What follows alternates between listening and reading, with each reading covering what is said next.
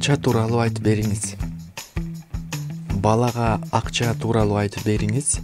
Ал эмнеден жасалат? Кандай купуялар бар? Акчанын бетиндеги сүрөттөргө кенен токтолуп баяндап берсеңиз болот. 5-6 жашынан баштап балага акча кайдан келерин түшүндүрүңүз. Мисалы, оюн иретинде кылсаңыз болот. Жасалма акча кылып балдардын бирин чаштарач же сатуучу кылып ошол кызматты көрсөткөндө акча төлөнөрүн түшүндүрүңүз. Акчага жашоого керектүү азык-түлүк, электр энергиясы сатып алынарын, акча жок болсо үй караңгы жана муздак болорун майдалап түшүндүргөндөн эринбеңиз.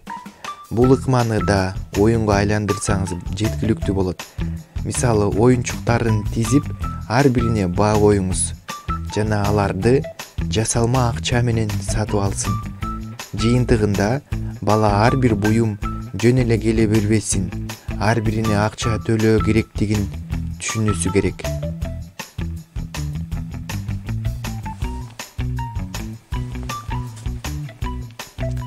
Акча чогултуу аракетин мактаңыз.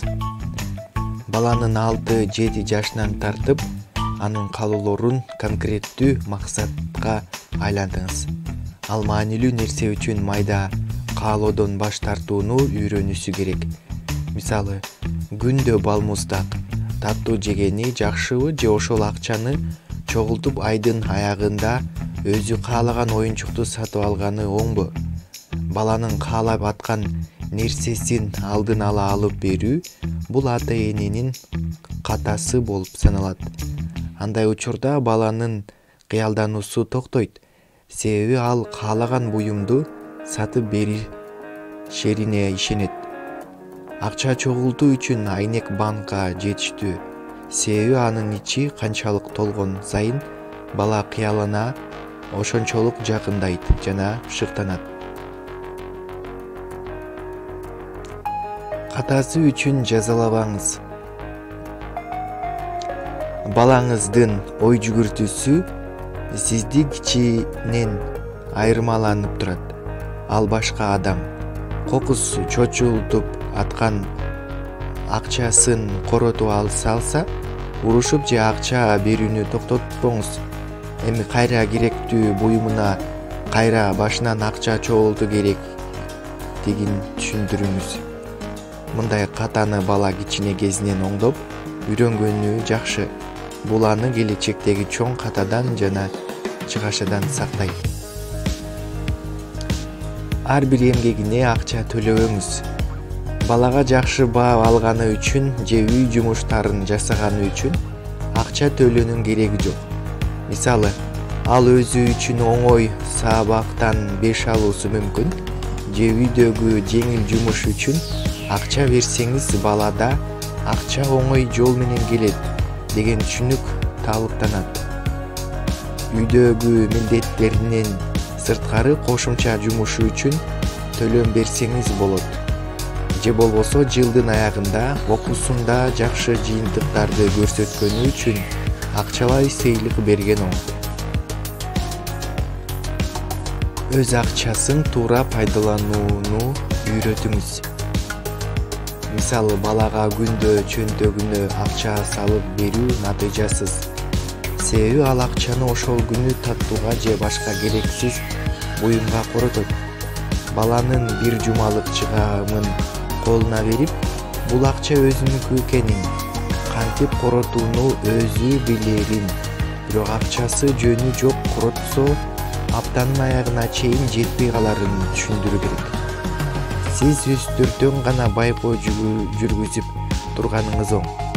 Эгер бала акчаны аптанын аягына чейин жеткирип, дагы бир аз арттырып алган болсо, туура жолдо ал эми бат эле коротуп салса, акчаны үнөмдөөнүн жолдорун жетиштүү үйрөнө элек. Кайрымдуулукка тарбиялаңыз. Бала акчага катуу, өзүмчүл болбоо үчүн кичинесинен аны кайрымдуулукка үндөө керек. Каржыны муктаждар менен да бөлүшө билген жакшы экенин түшүнсүн. Кимдир бирөөгө жардам бергенин сезсе жагымдуу болот. Балаңыз канчалык деңгээлде акчаны туура пайдалануу өздөштүрүп атканын сыноо максатында алдына 3 банка коюңуз. Бири чогулта турган, экинчиси корото турган, үчүнчүсү кайрымдуулукка багытталган болсун. Колуна бирдей тыйындан 10ду бериңиз. Кайсы банкага көбүрөөк акча салынганынан улам баланын акчага болгон мамилесин аныктай аласыз.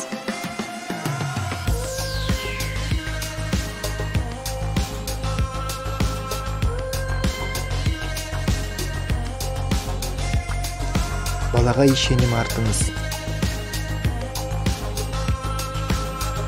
Акча чогулуп калган буюмун сатып аларда балаңызга өзү төлөгөнгө мүмкүнчүлүк бериңиз. Ал максатына өзү жетип атканына сыймыктанат жана бул сезимди өмүр бою унутпайт. Мектеп курагындагы баланы дүкөнгө жиберүүдө тизме түзүп колуна акча караматууда да ишеним арткан маанилүү. Кантип соода кылуу керек, товар тандоо ыкмаларын алга чыга үйрөтүп, андан кийин өзүн жиберсеңиз болот. Бара-бара бул жоопкерчиликти көбөйтүп, өзүнө мектеп куралдарын алууну, досуна белек тандоону үйрөтүү оң. Ой жүгүртүүсүн бузбаңыз. Айлыгыңыздын аздыгын, насият төлөп атканыңызды балага айтып наалыбаңыз.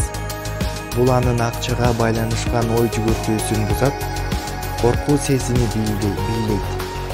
Мындан улам ал келечекте акчасыз калбоо үчүн чакпаган жумушунда аз айлык акыга иштей берүүсү мүмкүн.